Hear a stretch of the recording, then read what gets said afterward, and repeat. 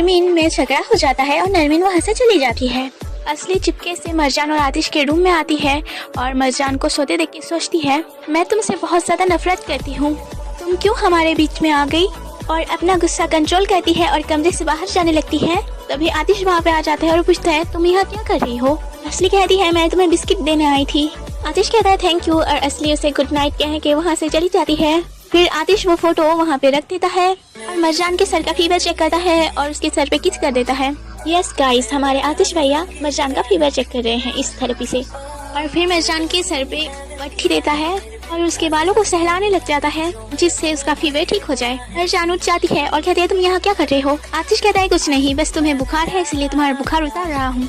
मरजान कहती है, तुम मेरी इतनी फिक्र क्यों कर रहे हो, झूठा दिखावा बंद करो। आतिश कहता है, मैं किसी को तकलीफ में नहीं देख सकता, बस मुराद से थोड़ी मारपीट कर सकता हूँ और मैं बस नाजिर की जान ले सकता हूँ। मरजान कहती है, मैं तुम्हारी नहीं हूँ। ये सुनकर आतिश कमरे से बाहर चला जाता है। नाजिर उसके गार्डन में होता है और आतिश भी उसके सामने आ जाता है। वो आमने सामने होते हैं। आतिश कहता है, तुम्हारी हिम्मत कैसे हुई यहाँ आने पर। नाजिर कहता है, तुम जानते हो मैं क्यों आया हूँ। नाजिर कहता है, तुमने मेरे फोन से एक वीडियो चुराई है, आखिर क्यों, तुम वो वीडियो अभी के अभी डिलीट कर दो।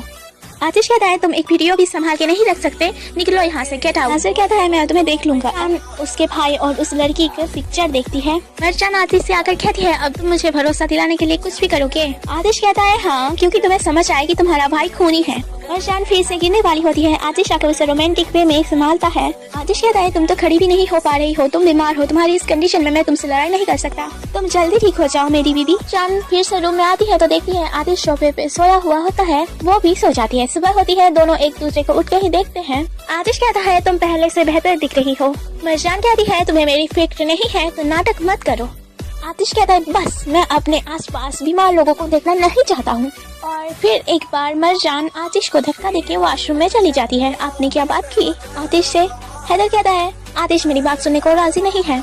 मरजान अपने फोन में उस लड़की की प्रोफाइल देख रही होती है। तभी आतिश आता है। आतिश कहता है, तुम क्या छुपा रही हो, मुझे फोन दिखाओ। वो मरजान से कहता है, क्या देख रही थी तुम। और फिर ऐसे ही वो उसके हाथ से मोबाइल छीन लेता है। तभी उस लड़की की फोटो देखता है। आतिश उससे कहता है, जानती हो तुम कि तुम्हारे भाई ने ही खून किया है, पर फिर भी तुम नहीं मान रही हो क्योंकि वो तुम्हारा भाई है, तुम बिल्कुल अपने परिवार पे गई हो। असली चुपके से उनके रूम में आती है और सोफे पे चादर और पिलो देख के बहुत सारा खुश हो जाती है।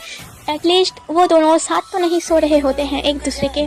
जमाल और आतिश साथ बैठे होते हैं। तभी वहाँ पर मुराद आता है। वो कहता है, मुझे तुमसे बात करनी है। आतिश कहता है, मुझे तुमसे बात नहीं करनी। वो कहता है, मैंने उस लड़की को नहीं मारा, तुम गलत समझ रहे हो। वो कहता है, वो वीडियो सब सच बता रहा है। मुराद कहता है, मेरी बात पे विश्वास करो, मैंने नहीं मारा उस लड़की को। आतिश कहता है, तुम खुद को कितनी बार बेवकूफ बनाते हो दिन में कि तुम खूनी नहीं हो, मैं उस लड़की को इंसाफ दिला कर रखूंगा। मुराद कहता है, तुम इस वीडियो से कुछ भी प्रूफ नहीं कर पाओगे, मैं बेस्ट से बेस्ट लॉयर करूंगा। दोनों की फैमिलीज वहाँ पर आ जाती है। फिर वो गुस्से में कह देता है, मैं उस लड़की को चुप होने को कह रहा था, वो चुप नहीं हो रही थी और मैं इरिटेट हो चुका था, इसलिए मैंने उसे जिंदगी भर के लिए चुप करवा दिया।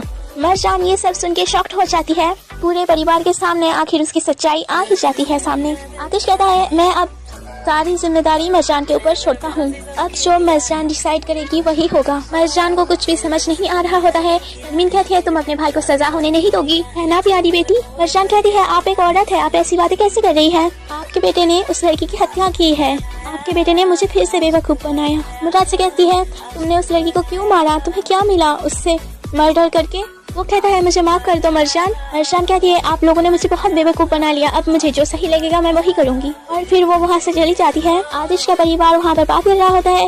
वो लोग कहते हैं, अब हमें क्या करना है। आतिश कहता है, हमें वेट करना है सिर्फ। आतिश की मॉम कहती है, हम वेट क्यों करेंगे, तुमने इतना इम्पोर्टेंट डिसीजन उस लड़की के हाथ में कैसे छोड़ दिया, वो तुम्हारी दुश्मन है, पुलिस को बुलाओ और उस मुराद को अरेस्ट करवाओ। आतिश कहता है, मुझे पता है मैं क्या कर रहा हूँ, आपको टेंशन करने की कोई जरूरत नहीं है। असली कहती है, तुम्हें क्या लगता है वो अपने भाई के खिलाफ जाएगी, अपने भाई को जेल भेजेगी, वो ऐसा नहीं करेगी। आतिश कहता है, तो फिर मैं उसे जेल भेजूंगा। असली कहती है, अगर हमारे पास फुटेज है तो हम उसे जेल भेज सकते हैं। माँ कहती है, तुम अपना रास्ता भूल चुके हो बच्चे, हम किस मकसद से यहाँ आए थे।